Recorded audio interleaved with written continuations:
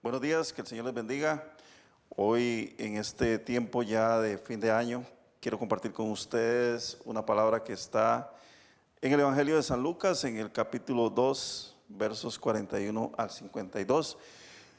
Voy a leerlo para ustedes en la Nueva Versión Internacional y dice así la palabra del Señor.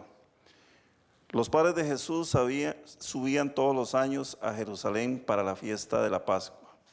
Cuando cumplió 12 años, fueron allá según era costumbre. Terminada la fiesta, emprendieron el viaje de regreso, pero el niño Jesús se había quedado en Jerusalén sin que sus padres se dieran cuenta. Ellos, pensando que él estaba entre el grupo de viajeros, hicieron un día de camino mientras lo buscaban entre los parientes y conocidos. Al no encontrarlo, volvieron a Jerusalén en busca de él. Al cabo de 3 días lo encontraron en el templo, sentado entre los maestros, escuchándolos y haciéndoles preguntas. Todos los que le oían se asombraban de su inteligencia y de sus respuestas. Cuando lo vieron sus padres, se quedaron admirados. Hijo, ¿por qué te has portado así con nosotros?, le dijo su madre. Mira que tu padre y yo te hemos estado buscando angustiados. El niño le responde, ¿por qué me buscaban? No sabían que tengo que estar en la casa de mi padre. Hermanos, este episodio en la vida de Jesús, aparte de narrar una particular historia donde nos encontramos a un personaje que es un niño de 12 años, que de pronto se separa de sus padres y de acuerdo con el texto dura 3 días perdido, 3 días sin que sus padres se den cuenta de ello. Aquí nos vamos a encontrar también con una ilustración un poco acerca de lo que era la vida en la ciudad de Jerusalén aproximadamente por el año 18 de nuestra era o después de Cristo, como normalmente se le conoce. Era una estampa muy particular acerca de cómo transcurría la vida en la ciudad de Jerusalén. La población judía a la que pertenecía Jesús era extremadamente apegada a los ritos y a las costumbres de su religión. Y los hechos que se desarrollan en esta historia van en torno a una de las varias fiestas solemnes a las que ellos solían asistir. Recordemos que los judíos practicaban su religión de conformidad con la ley que el Señor le había dado a Moisés en el peregrinar hacia la tierra prometida. Toda la historia empezó allá por Éxodo 20, cuando el Señor le da al pueblo de Israel los famosos 10 mandamientos que después se convierten en 300 y resto de ordenanzas más que la gente tenía que cumplir. Entre estas estaba la obligación de participar o celebrar varias veces al año ciertas fiestas o ciertas solemnidades que eran importantes y que ya estaban integradas a la vida de ellos. Entre las más importantes de todas estas celebraciones estaba la Pascua. La Pascua era celebrada por la mayoría de los judíos. Habían otras fiestas a las cuales ellos pues normalmente no asistían con regularidad, pero sí la fiesta de la Pascua era casi que la fiesta obligatoria para ellos. La mayoría de ellos viajaban todos los años a Jerusalén para celebrar la Navidad, y esto lo hacían desde diferentes zonas, de diferentes lugares del mundo conocido en ese entonces. Recordemos que ya para ese tiempo la comunidad o el pueblo de Israel como tal, como se le conoció en sus inicios, no existía. Habían sido dispersados en el año 586 aproximadamente antes de Cristo, la primera vez cuando desapareció el reino del norte y posteriormente fueron invadidos por los babilonios, y definitivamente todo lo que era el reino de Judá también desapareció. Entonces lo que quedaban eran algunas personas que habían regresado al cautiverio y habían nuevamente retomado la actividad en la ciudad, y sí existía cierta cantidad de personas viviendo, pero como nación no se podía contar el pueblo de Israel tal y como se había conocido, precisamente después de que ellos habían regresado de la esclavitud y habían tomado la tierra prometida. Era un periodo muy diferente. Sin embargo, de acuerdo con este sentido de nacionalidad, este sentido de pertenencia que tenían los judíos, los hebreos, ellos regresaban todos los años a Jerusalén a celebrar estas fiestas que habían sido instituidas por el Señor en el libro de Éxodo, en el libro de Deuteronomio, muy bien retratadas, muy bien reflejadas en la ley de Moisés. Entre las más importantes que encontramos estaba la Pascua.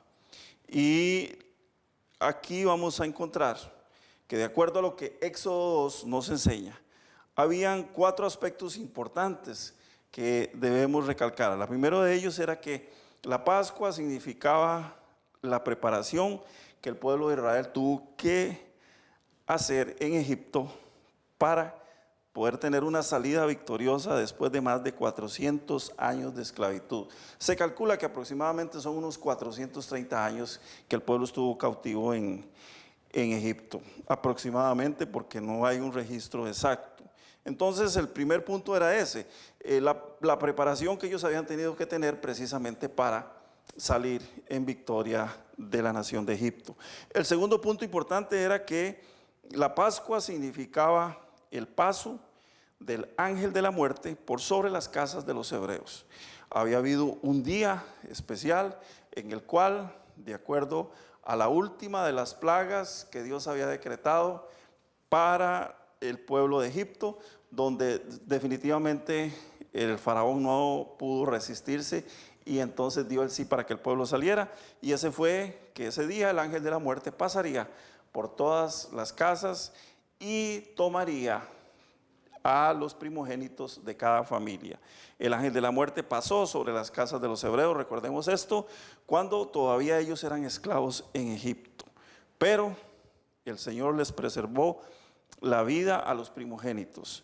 ¿Y cómo fue que se dio esta preservación de la vida? Bueno, precisamente a través de la sangre del cordero que se sacrificaba, que cada familia sacrificaba un cordero, un cabrito, un pequeño animalito que era degollado, y la sangre era untada en los marcos y en la parte superior de la puerta de las casas. Y entonces el ángel llegaba a esos lugares, el ángel de la muerte, y pasaba de largo. ¿Por qué? Porque la sangre estaba aplicada a las casas de esas personas. Entonces esto hizo que se diera esta sustitución de los primogénitos que iban a ser sacrificados en ese día por el cordero que fue sacrificado en cada una de las casas.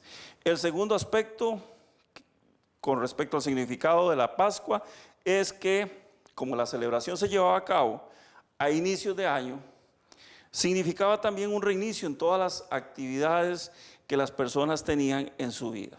La Pascua significaba y todavía sigue significando para el pueblo de Dios un reinicio, un dejar atrás todo el pasado, un dejar atrás todas las cosas del año viejo, como decimos nosotros los latinos. Hay una famosa canción de un cantante colombiano que se llama El Año Viejo, que todos los años se toca al 31 de diciembre y la pasan en las emisoras de radio, y precisamente hablando acerca de las cosas que habían pasado. El año terminaba y el pueblo de Israel nuevamente iniciaba, igual como lo hacemos nosotros en nuestros días. Y esto significa que muchas cosas ya pasaron, ya hay que dejarlas atrás.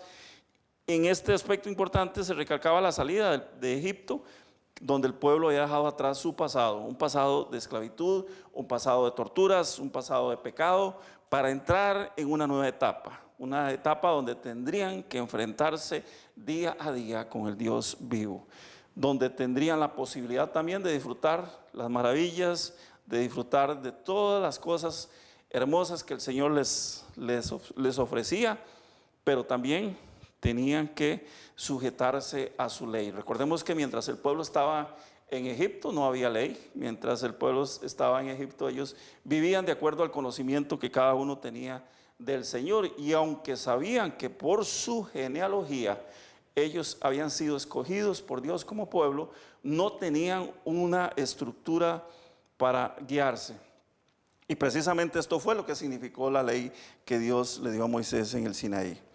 Y finalmente viene un cuarto punto, y este cuarto punto es muy importante porque en la actualidad nosotros entendemos entendemos este paso, nosotros entendemos cuál era el verdadero significado de esa Pascua, cuál era la razón por la cual Dios les había dicho a ellos que sacrificaran un cordero, que pusieran la sangre de ese cordero en los marcos de las puertas, repito, y cómo esto iba a evitar que los primogénitos murieran en ese momento precisamente de la historia del pueblo. Bueno, esto es precisamente un paso profético que ellos daban cada vez que sacrificaban, cada vez que se reunían en la ciudad de Jerusalén en torno al templo que había construido el rey Salomón. Se reunían y sacrificaban un cordero.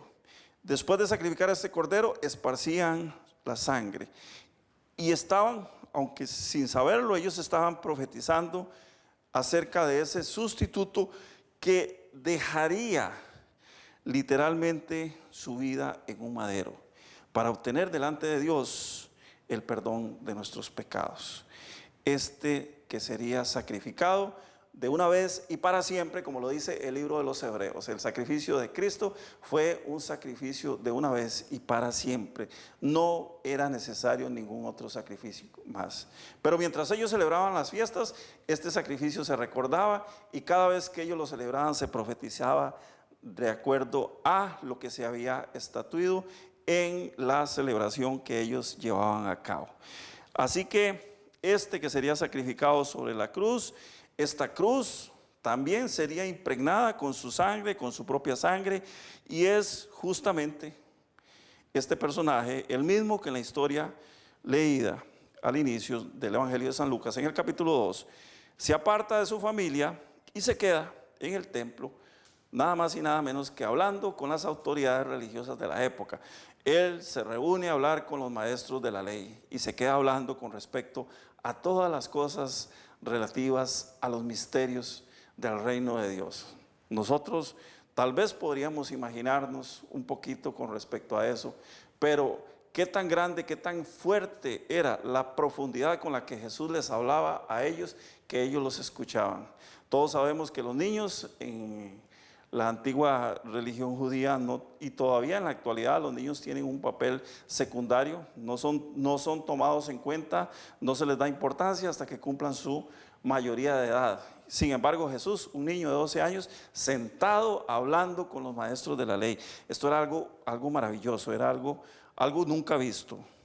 Así que cuando María y José llegan y se encuentran a Jesús, lo primero que hacen es reprenderlo, lo regañan, como decimos nosotros los ticos, lo regañan por su actitud, por lo que él había hecho en ese momento, que era haberse apartado de la familia, o más bien quizá en el fondo no fue que él se apartó, fue que nunca salió con ellos hacia la casa, nunca caminó con ellos. Él se quedó ahí en el templo y ellos se fueron. Se quedó en Jerusalén precisamente, y entonces Jesús se vuelve y les da una respuesta muy simple y muy sencilla, pero con mucho significado, que es muy importante que lo tomemos en cuenta en el día de hoy, porque siento que esto es el tema sobre el cual debemos meditar cada uno de nosotros. Verso 49, cuando les dice: pero ¿por qué me buscan? ¿Por qué ustedes andan buscándome? ¿No saben que yo tengo que estar aquí, precisamente en la casa de mi Padre? Muchas cosas podríamos decir de esta historia, que ya para los cristianos, para nosotros, los que conocemos las Escrituras, los que hemos leído la Biblia varias veces y los que leemos constantemente textos, para nosotros esta es una estampa bastante típica de las Escrituras. La hemos visto reflejada en diferentes obras de arte, en pinturas, en cuadros, en litografías, incluso también en algunas películas y en algunas obras de teatro. O sea, es un pasaje hartamente conocido. Yo sé que todos nos imaginamos a la gente cuando sale de esa gran reunión. Eran miles de personas las que se reunían en la ciudad de Jerusalén precisamente para celebrar la Pascua, y cuando ya terminaba la celebración, cuando se acababa la fiesta, pues cada uno tenía obviamente que regresar a su casa. Entonces había mucha gente caminando de regreso a sus casas, y hemos visto, tal vez como les digo, en películas, pero yo me lo imagino físicamente, esa gente en esas filas interminables de personas caminando por aquellos caminos llenos de polvo, aquellos caminos polvorientos de las antiguas ciudades, de los antiguos pueblos de Judea y Galilea. Recordemos que así eran llamados en ese momento porque eran los tiempos del Imperio Romano. No se nos olvide que cuando Jesús nace era el tiempo de la ocupación del Imperio Romano. El Imperio Romano había tomado precisamente a la región de Judea y Galilea como una de sus provincias, se había anexado ese territorio. Los judíos tenían autonomía en cuanto a lo que era la parte cultica, la parte religiosa, incluso el gobierno en algunos de sus aspectos, pero el Imperio Romano era el que determinaba todo lo que tenía que ver con impuestos y con la situación militar. Había una especie de permisividad por parte del Imperio Romano para que ellos vivieran en ese lugar. Y ellos, por supuesto, todos los judíos, todos los hebreos, también como se les conoce, que acudieron al evento, habían pasado unos días hermosos, días de fiesta, celebrando, dando gracias a Dios por la bendición recibida, por ese año en el cual pues a muchos les había ido muy bien, muchos habían tenido buenas cosechas, sus animales se les habían multiplicado, sus negocios habían salido bien y iban a darle gracias a Dios por esa bendición. Recordando aquel momento hermoso cuando el pueblo había salido de Egipto, cuando el pueblo había sido rescatado precisamente por Dios a través de Moisés, de la esclavitud. Ellos esperaban, por supuesto, a partir de esa celebración, esperaban tener un año más, un nuevo año lleno de bendición, lleno de protección y lleno de la presencia de Dios. Pero algo muy, muy importante, que de toda esa gente que iba caminando, de todas esas filas interminables de personas que ya iban de regreso a sus hogares, incluso sabemos que muchas de esas personas vivían fuera del país. También entre ellos se contaba a un matrimonio que también regresaba, una pareja, un esposo y una esposa. Esa pareja tenía varios hijos y también como parte de esa familia que iba creciendo, tenían un varón que era el mayor, un varón de 12 años, y ese varón se llamaba Jesús. Al leer este pasaje, cualquiera podría pensar, qué padres más descuidados, cómo se fueron a olvidar del Huila, del chiquillo, y lo dejaron botado, no se dieron cuenta. Sin embargo, hay que entender algo muy importante, y es que ellos, esas dos personas, esos dos adultos, María y José, esa pareja, ese matrimonio, también tenían más hijos, niños pequeños que viajaban con ellos, por lo que ante la necesidad de cuidar a los de menor edad, pues obviamente decidieron un poco dejar que Jesús se cuidara por su cuenta. Recordemos que ya un niño de 12 años pues es un niño que de alguna manera sabe cuidarse solo. Y entonces ellos se habían dedicado a sus hijos menores y de pronto pues se van a percatar que no está con ellos Jesús. Bueno, había pasado un día y de pronto notaron que el mayor, cuyo nombre era Jesús, no estaba. Y dice que al no estar con ellos, ellos comienzan a preocuparse, como decimos nosotros, se asustan, se ponen nerviosos, se ponen muy preocupados y comienzan precisamente a preguntarle a los conocidos si habían visto a su hijo en algún lado. Mira, ¿no viste el Huila, no viste el carajillo, como decimos nosotros, se nos perdió? ¿Dónde está? ¿Dónde estará? No ha estado conversando con ustedes, no lo han visto en este día, en estos días. Y comenzaron a andar y a preguntarle a la gente. Así que si nosotros trajéramos la historia al tiempo actual, pues yo me imaginaría que esa pérdida, ese extravío del niño hubiera desatado, pues por supuesto, un enjambre de mensajes de texto entre todos los conocidos. Por supuesto que hubiera desatado una cantidad interminable de WhatsApp, de mensajes por WhatsApp, de mensajes por los demás medios de comunicación que utilizamos ahora, y mensajes iban, WhatsApp venían, y nadie pudo acertar, nadie sabía dónde estaba Jesús, nadie tenía una noticia alentadora sobre el paradero del muchacho. Pues literalmente, hermanos, estaba perdido, y esa era la realidad. Y si pensamos en el muchacho, bueno, él tampoco contestaba su teléfono móvil, él no contestaba su celular, tal vez porque digamos que se había quedado sin saldo, o porque no había señal, o porque se le había descargado, etcétera, etcétera. Tenía su iPhone o su Android descargado, ¿verdad? Imagínense ustedes esa historia en tiempos actuales, que aún con la comunicación, de pronto hay cosas que no podemos solucionar. A veces, a pesar de que tenemos toda esa red de información, de pronto la comunicación se nos vuelve imposible y nos quedamos a veces bloqueados, a veces nos quedamos stand-by cuando necesitamos obtener algún tipo de información. Ahora imagínense usted en ese tiempo donde no había absolutamente nada, ¿verdad? Nada de esto que estamos hablando. Hubiera sido maravilloso, ¿verdad? Porque tal vez incluso ellos hubieran pegado una llamadita al templo y ahí se hubieran dado cuenta que estaba Jesús entre nada más y nada menos que las máximas autoridades religiosas. Pero volviendo al tema, ante todas estas respuestas negativas de sus parientes, de todos los parientes conocidos, porque ahí viajaban los parientes de José, los parientes de María, los primos, los hermanos, los tíos, los abuelos, bisabuelos, nietos quizá, que andaban por ahí dando vuelta, deciden ellos, de no, ya aquí no hemos obtenido ninguna respuesta, vámonos de vuelta para Jerusalén.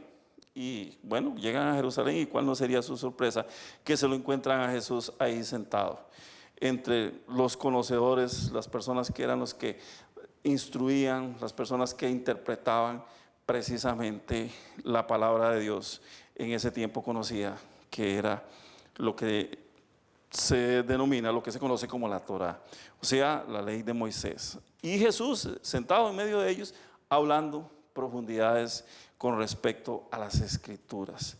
Jesús, como repito, estaba nada más y nada menos que con los maestros de la religión judía y les platicaba como uno más de ellos, siendo su principal preocupación en ese momento, que era lo que a ellos tal vez les asombró. Y si usted revisa con cuidado la escritura, ¿cuál era la principal preocupación de Jesús en ese momento? Bueno, saber, por supuesto, conocer y probablemente también instruir, también enseñar acerca del reino de Dios. Recordemos que una de las razones por la cual Jesús vino a la tierra fue precisamente para que el reino de Dios se acercara a nosotros. Cuando Él comienza a predicar, Él dice claramente: el reino de Dios se ha acercado a vosotros. Cuando nosotros leemos las escrituras, cuando nosotros estudiamos la palabra de Dios, cuando tenemos conocimiento a Jesús, cada vez nos acercamos un poquito más. Ese reino de Dios está más cerca de nosotros, y eso era lo que Jesús precisamente había venido a hacer. Y con todo este panorama, hermanos, que acabamos de retratar en nuestras mentes, todo este mapa conceptual que nos acabamos de hacer, necesariamente tenemos que aterrizar en el día de hoy. ¿Qué estamos celebrando precisamente en estos días? Bueno, una fecha más de final de año. Año 2022, nos acercamos al 2023, un año más donde el mundo entero, el mundo creyente y el mundo no creyente, conmemora el nacimiento de Jesús. ¿Y cómo así? Claro, porque aún los no creyentes celebran esta fecha, y al celebrarla, de alguna manera están celebrando también, conmemorando el nacimiento de Jesús. Y sabemos bien que esta no es la época probablemente que pudo haber nacido Jesús, y aún así muchos de nosotros nos esforzamos por recordar este momento, porque de alguna manera al fin y al cabo se trata de algo que es importante para la humanidad. Por eso cuando nosotros leemos la palabra de Dios, el profeta Miqueas en el capítulo 5, verso 2, dice anticipadamente, profetiza sobre este acontecimiento y dice así: pero de ti, repito, Miqueas 5:2, pero de ti, Belén Efrata, pequeña entre los clanes de Judá, saldrá el que gobernará a Israel. Sus orígenes se remontan hasta la antigüedad, hasta los tiempos inmemoriales. Jesús, hermanos, Jesús es el Salvador que existe desde siempre, porque también es Dios. Y esto tenemos que tenerlo presente todo el tiempo. Por eso es que el profeta habla de que su origen es anterior a la humanidad. Porque cuando vamos al libro de Génesis nos encontramos que la palabra de Dios nos dice: y en el principio Dios creó los cielos y la tierra. Y la tierra estaba desordenada y vacía. Y después, más adelante dice: y dijo Dios, hagamos. hablando de la preexistencia de Dios Padre, de Dios Hijo y de Dios Espíritu Santo. Hoy día, hermanos, nosotros tenemos la dicha de recibir y aceptar la revelación de Jesús. ¿Quién es Jesús? ¿Qué es Jesús en nuestra vida? A Jesús como nuestro Señor, como nuestro Salvador. Y por esa razón es importante que nos hagamos una pregunta básica. Celebramos el nacimiento de Jesús todos los años, pero ¿qué elementos de la vida de Jesús tomamos en una época como esta para incorporarlo a una vivencia diaria? ¿Qué cosas de la vida de Jesús nosotros incorporamos a nuestra vida? La mayoría de nosotros nos decimos cristianos, nos sentimos orgullosos de ser cristianos. Algunos evangélicos decimos somos evangélicos, estamos orgullosos de ser evangélicos. Los católicos dirán estoy orgulloso de ser católico, pero ¿qué elementos de la vida de Jesús incorporamos cada uno de nosotros a nuestra vida? Cuando leemos el relato de Lucas y al final de precisamente ese relato nos encontramos con que Jesús no estaba extraviado.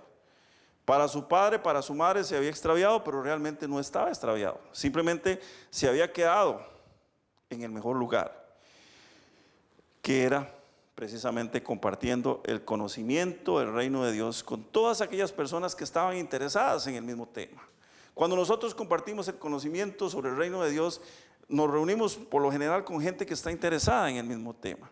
Y su respuesta a José y María, a sus padres, fue algo muy categórico, algo muy clarito. Les dice, ¿por qué me buscaban? Verso 49. No sabían que tengo que estar en la casa de mi padre. Por lo general, cuando volvemos a la realidad, cuando caemos en la cuenta de que al igual que la gente de la historia que nos relata Lucas, regresando a sus casas después de la celebración, incluso los padres de Jesús, al igual que ellos, nosotros nos preocupamos siempre por celebrar esos acontecimientos, que de acuerdo al mundo y también de acuerdo a la religión, cumplimos en las fechas que nos han indicado. No sé si usted se da cuenta de esto, pero cada vez que nosotros celebramos alguna de estas cosas, lo hacemos porque existe una religión que nos ha inculcado que tenemos que celebrar esos acontecimientos. El mundo también, las situaciones políticas, económicas, marketing y todas las demás cosas que están alrededor nos empujan de manera mecánica todos los años a celebrar estos acontecimientos. Obviamente queda claro que el enemigo se las ingenia para hacer que nos distraigamos y nos alejemos del verdadero propósito que Dios tiene en nuestra vida.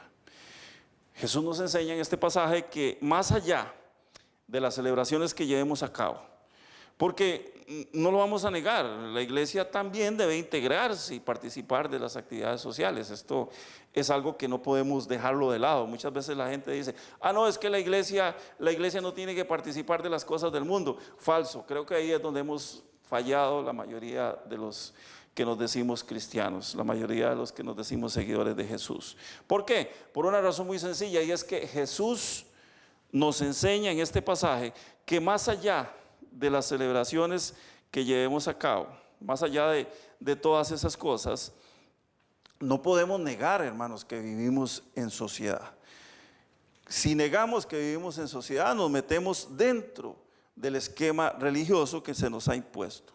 Y si usted revisa con cuidado las escrituras, se va a dar cuenta que cuando Jesús ora al Padre, en una de esas tantas ocasiones que él solía hacer, nos recuerda este detalle. En el Evangelio de San Juan, capítulo 17, verso 15, él le dice al Padre, él está orando por sus discípulos, que en ese momento sus apóstoles y todas las personas que lo seguían, que eran unos poquitos. Hoy en día somos millones de millones alrededor del mundo, porque todos nosotros los que hemos aceptado a Jesús tenemos necesariamente que entender que fuimos constituidos discípulos de Jesús también. Y dice San Juan 17:15, no te pido que los quites del mundo, sino que los protejas del maligno. O sea, Jesús, ¿qué está diciendo? Yo sé que ellos van a tener que vivir en el mundo, yo sé que ellos están en la tierra y van a tener que pasar cosas, enfrentar cosas en su vivencia con las demás personas. Sin embargo, yo lo único que te pido, Señor, es que los libres del mal, los libres de los ataques del enemigo. Sin embargo, hay un punto que quiero rescatar y dejar a ustedes como reflexión. Más allá de todas las actividades sociales y o religiosas que llevemos a cabo en estas celebraciones, en estas festividades. Lo más importante, hermanos, que hay que tener siempre presente es que no debemos apartarnos de nuestra comunicación y de nuestra comunión con el Señor. Jesús prefirió quedarse en Jerusalén, al lado de la gente que hablaba y conocía del reino de Dios. Y finalmente, una pregunta más: ¿qué tal si en estas fechas lo intentamos nosotros también? Permanecer al lado de nuestro Padre.